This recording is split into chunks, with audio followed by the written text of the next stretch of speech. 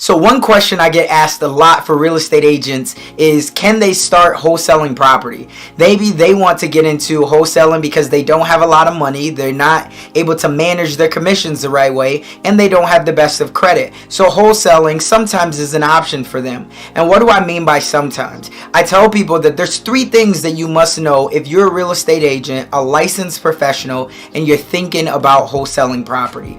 Number 1, you have to check with your state and your broker. Why is that very important? Well, because there's a lot of gray area when it comes to wholesaling properties as a real estate agent. The first one is it ethical, right? Because you have to make sure as a licensed real estate professional that you're operating at the highest interest of your client.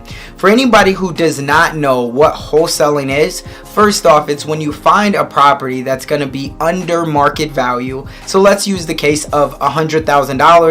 You find that property and the seller just wants to get out, and you see that there's an opportunity for you to be able to get that property at, let's say, 50 cents on the dollar, which is $50,000. Now for you don't have the money to go buy the property yourself, but you do have another investor or an end buyer who would want to buy that property. So what you do is you go off, you run the comparables, or CMA, which is the comparable market analysis. You see that this property could be worth $125,000 or $150,000 after you put $25,000 into it. So if we do the math on that, you buy the property or get the property under contract for $50,000. You know, with $25,000 worth of work, this property would be worth $150,000. So let's say you go to your end buyer and you say, hey, I have a property worth $150,000. It needs $25,000 worth of work probably, and I'll give this property to you for $65,000.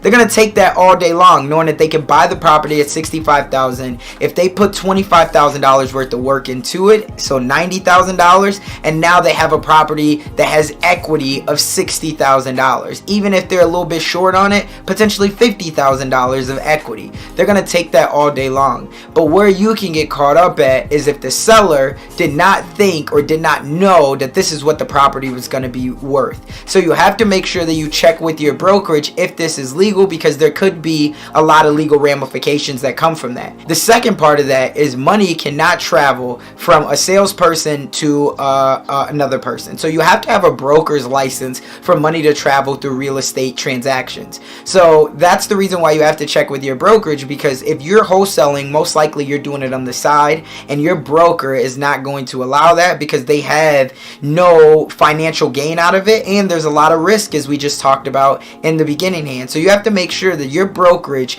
is very aware and that they are comfortable with you doing that. That leads into number 2. Number 2 is you have to make sure that you disclose. Why is that very important? Because a seller could come back and they could take you to the real estate commission and say, hey, I did not know that Jim was going to sell my property for $150,000, and all I needed to do was put $25,000 worth of work into it. So now I just lost out on $50,000-$60,000. I thought that they were a licensed professional. I thought that they had higher standards than that. They tricked me. And it's going to be on you to prove that you did not. So you must disclose, and you must get the seller to express in writing that they understand that they're going to be selling their property under market value.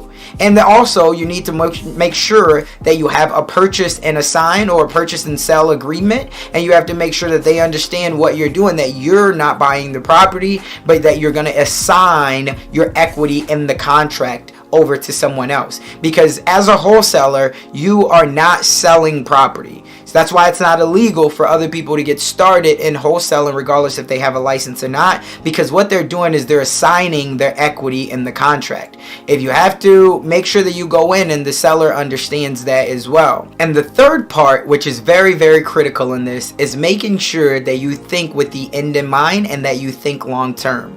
Why is this important? Because first, you need to be operating very ethically. You need to disclose to all parties exactly what you're doing, but you have to understand that that one transaction can break you, and it can't really make you, but more so it definitely can break you, because as a real estate professional and even as a human being, all you have is your reputation. The moment that it gets out there that you're not operating at the highest level of standards for your client, and anytime you're doing a real estate transaction, your reputation could be ruined, and that's even before you get to the real estate commission where they can take your license and you could be barred. So making sure that you're operating at the highest level of ethical standards, and making sure that you're just communicating and that you're being accountable and transparent with everyone involved in these transactions, that's the way that you'll continue to win, because one deal is not going to be the end of the world if it's not the right deal. If that means that this seller really wants to get the maximum amount of value out of their deal, maybe this is not the deal that you should be trying to wholesale, and you should be listing this property.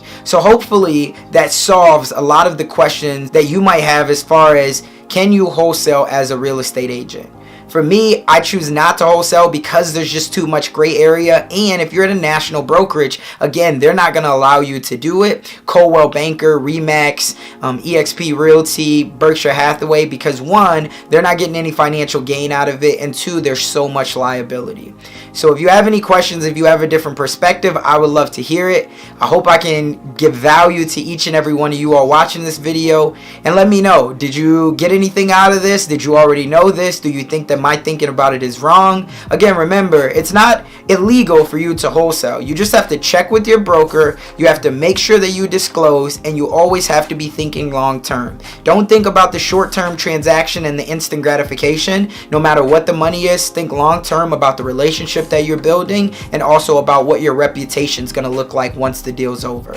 It's Casanova. I'm signing out. In the dream we trust, but remember, we must take action, or otherwise it'll only merely be a fantasy. And remember, if you got anything out of this video, please like, please share, please leave me a comment below. Let me know, what are your thoughts on it? I always love to hear different perspectives, because I always love to learn. And if you can share anything with us, I'm willing to hear it, and I'm willing to take listen. We'll talk soon.